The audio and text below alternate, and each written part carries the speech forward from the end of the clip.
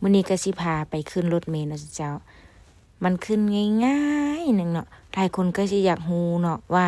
มันขึ้นจังใดมันไปวิธีใดสินะเจ้าการเดินทางโดยรถเมล์เนาะบางคนก็บ่รู้เด้เจ้าเพราะว่าคนลาวมาอยู่นี่บางคนก็บ่เคยได้ไปไสเลยนะเนี่ยเจ้าก่อนอื่นเบิดเฮาก็มาตู้ตัวนี้เขาก็มาเบิ่งเวลาเนาะมาเบิ่งเวลาที่โมงรถเมล์จะมาแล้วก็จะออกไปเนาะเจ้าเขาก็มานั่งท่าอยู่นี่เนาะเจ้าเฮามาอยู่ตู้อันนี้แหละตู้ท่ารถเมล์นี่แหละเจ้าเฮาจิไปทางใดเฮาก็อยู่ตู้เบื้องนั้นเนาะสินะคือเฮาจิไปหมู่อันสิเฮาก็นี่เงินที่ค่อยเตรียมจะขึ้นรถเมล์เจ้าค่ารถเมล์มีเพียงแต่ 1,000 วอนเท่านั้นเองเจ้านั่งไปนั่งมารถกายคันแล้วคันเล่าก็บ่ฮอดจักเทื่อคันใดมาก็บ่แม่นจักเทื่อจุค่อยทาบักโดนๆสุดเจ้าประมาณ30นี่ในกายไปแล้วสุดเจ้าจักหน่อยมันไปสุดอยู่อันพูดแล้วมันก็กลับคืนมานี่พอดีกลับคืนมาเฮาก็เตรียมขึ้นรถไปเลยสุดเจ้าสินั่งรถเมล์ไปหมู่อันแล้วบัดนี้นี่เงินป้อนลงนี้เด้อสุดเจ้าเด้อมันมีตู้อยู่หั่นเนาะนี่ไปนั่งอยู่นี่ขับรถไปเพื่อนจะไปแวะจอดเอาคนนำทางเด้สินะบางคนก็ลัดเอาบางคนก็ไปนั่งท่าคือค่อยนั่นแหละมันสะดวกสบายเลยสิจะเวลาเดินทางโดยรถเมล์เนาะ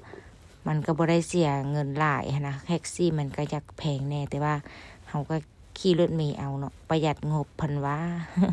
นี่เลยสุเจ้าขี่มาเนาะมันจะมีเป็นตู้อยู่ตามแคมทางจังซี่แหละบางคนก็อยู่ตู้บางคนก็อยู่นำทางนี่ถ้ามีคนเพิ่นก็จะจอดเอาเลยเนาะบ่ถ้าได้ลัดได้หยังสินะบางคนบ่ได้อยู่ตู้ก็ได้ลัดได้เด้อ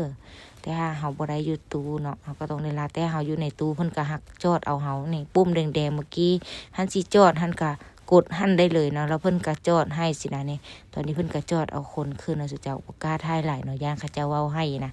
ก็ได้ลักๆเสื่องๆถ่ายแน่สินะเพิ่นก็จอดเอาคนอยู่นำตู้ไปแต่ละตู้ไปจังซี่แหละเนาะอันนี้เพิ่นเอิ้นว่าตู้รถเมล์ตู้ท่ารถเมล์สินะหันเว้าผิดเว้าบ่ถูกก็ขออภัยนำเนาะเพราะค่อยก็บ่ฮู้คือกันนี่ตอนนี้คนก็มายืนท่าอยู่แคมทางขึ้นเขาเจ้าก็สิไปเที่ยวคือกันเลยเนาะมื้อพักมื้อผ่อนของเขาเจ้ามันเป็นวันเสาร์เด้เฮาก็หามื้อพักไปเที่ยวเนาะวันเสาร์นี่เพิ่นออกรถไปเพิ่นก็ขับรถนิ่มๆสิเจ้า เต้นดอกๆไปนี่เนาะใกล้สิฮอดสถานที่เฮาแล้วตอนนี้เพิ่นก็จอดท่าคนอีกบัดนึง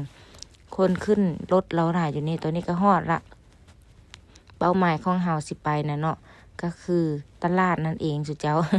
บ่มีหยังหลายเนาะมาเลาะลีนนี่แต่ก่อนอื่นเบิดเนาะที่จะเข้าตลาดเนาะ